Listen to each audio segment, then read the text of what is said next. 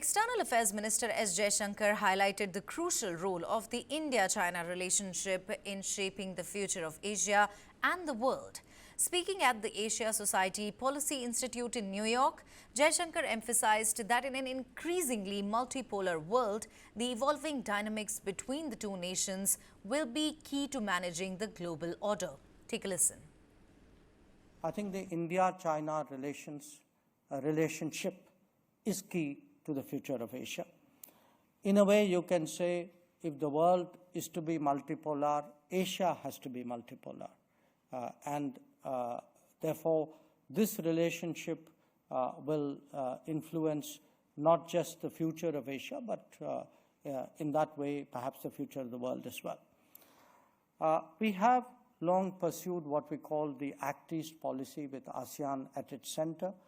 But again, in the last decade, we have seen that mature into something beyond the ASEAN. So I would argue that the arrival of Indo-Pacific as a strategic concept is actually the success of the Act East policy and the extension of India's interests today all the way to Australia, which is for us today a very crucial. The External Affairs Minister S. Jaishankar addressed the India-China border tensions, stating that despite agreements, China violated these by moving a large number of forces to the line of actual control during the pandemic, leading to a deadly clash.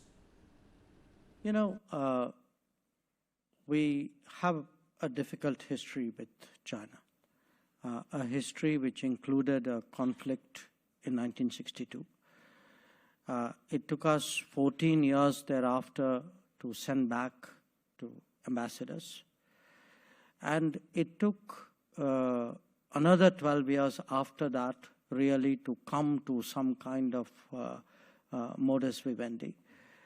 And that happened in 1988. And the basis of that was that we would develop a relationship ensuring that there is peace and tranquility on the border and on the border areas, because the border is not agreed to. The entire border, which is about 3,500 kilometers, is disputed. And so you make sure the border is peaceful so that, you know, other parts of the relationship can move. Now, to make sure the border was peaceful, you had a series of agreements in 93, in 96, in 2005, 2006, 2012. There is what we call the de-escalation issue. Then there is the next step is really how do you deal with the rest of the relationship, because right now the relationship is very significantly disturbed.